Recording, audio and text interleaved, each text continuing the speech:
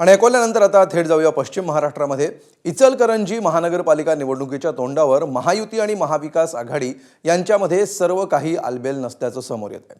आघाडी आणि महायुती यांना बंडखोरीचा सामना करावा लागणार आहे। या पार्श्वभूमीवर इचलकरंजीतील महिला ब्रिगेडला नेमकं काय वाटतं जाणून घेतलं आमच्या प्रतिनिधीनं।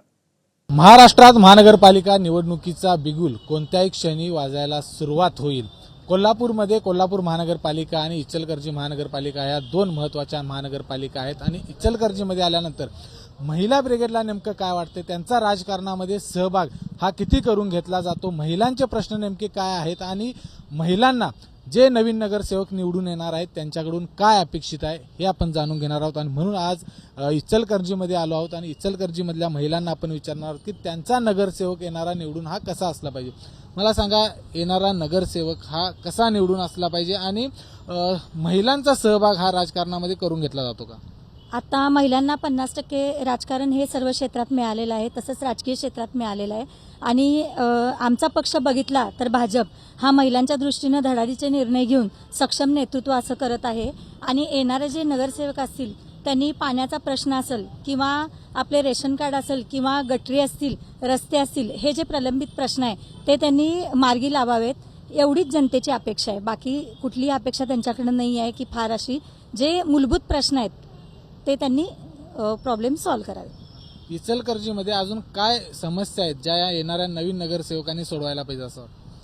मुख्यमंत्री आल्यानंतरच रस्ते बिस्ते सगळे करतात। आमच्या गल्लीला फक्त बोर पाडलेत, खरं कनेक्शन जोडले नाही, गटर काढायला येत नाही। आम्ही वर्षाचं पाणी बिल भरतोय, त्यांनी 6 महिन्याचं पाणी बिल घेतील काय त्यांनी नगरपालिकामध्ये?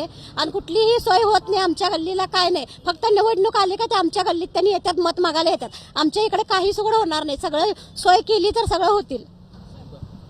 जर आपण बघितलं तर जे नवीन नगरसेवक असतील त्यांनी काय नेमकं अपेक्षित आहे करणं, कारण पहिल्यांदाच महानगरपालिका म्हणून इचलकरंजीकर तुम्ही सगळे सामोरे जातात। सगळ्यात पहिला तरी भागाचा विकास करणे, भागात ज्या काही समस्या असतील ते प्राधान्य देऊन लक्ष देणं हे गरजेचं आहे।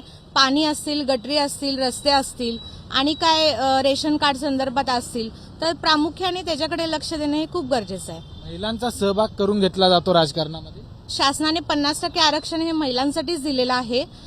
त्यानुसार महिलांना आता आपण खूप पुढे जाण्यासाठी त्यांना रोजगार किंवा सक्षमीकरणासाठी सरकारने प्राधान्य दिलं आहे, तर तशा महिला पुढे जातील हा माझा हे आहे। काय अपेक्षित आहे येणाऱ्या नवीन नगरसेवकांकडून महिलांच्या दृष्टीने?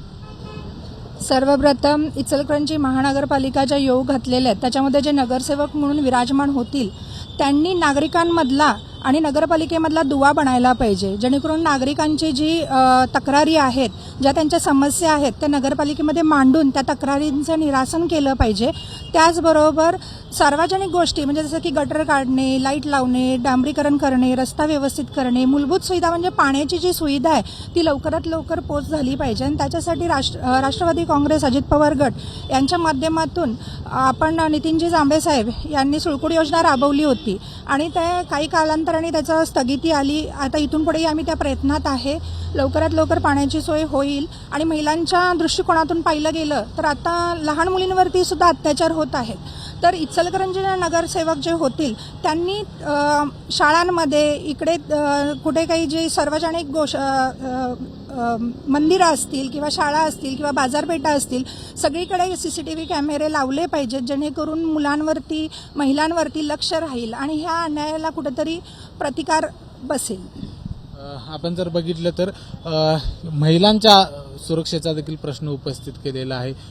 इचलकरंजीचा पाण्याचा देखील प्रश्न आहे, तो अनेक वर्षांपासूनचा आहे, तो सोडवला जाईल असं वाटतं? आता तर परिस्थिती जर बघायला जर झाली ना सर, तर कसं झालंय की नदी आहे शेजारी आणि नदी म्हणाच्या पेक्षा नदी आहे उशिला आणि कोरड पडली घशाला, अशी इचलकरंजीची गत झालेली आहे। 8-8, 10-10 दिवसातनं पाणी येत नाही आहे आणि प्रत्येक वेळेला ज्या वेळेला निवडणुकी येतील त्यावेळेला प्रत्येक लोकप्रतिनिधी हाच म्हणतोय की पाणी मीच देणार, पण मीच देणार तर ते कधी देणार? 8 दिवसातनं एकदा पाणी येते तर खरं, पण नगरपालिका घेते की ते 365 दिवसाचे पूर्ण पाण्याचं बिल घेते। मग असं का करत नाही की जेवढं पाणी तेवढंच बिल?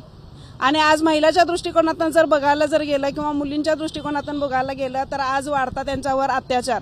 आज अत्याचार एवढा वाढलाय की ते पोलीस सुद्धा ऐकत नाहीत। त्यासाठी आपल्याला आपल्या लोकप्रतिनिधी आमदार साहेब यांना उपोषणाला बसावं लागत आहे। ते कशासाठी? मग पोलीस ऐकत नाही तर मग लोकप्रतिनिधीचं त्यांचं काय? मग काय म्हणून समजायचं आम्ही? आज महिला सुरक्षित आहेत का? मुली जात्याला कॉलेजला सुरक्षित आहेत?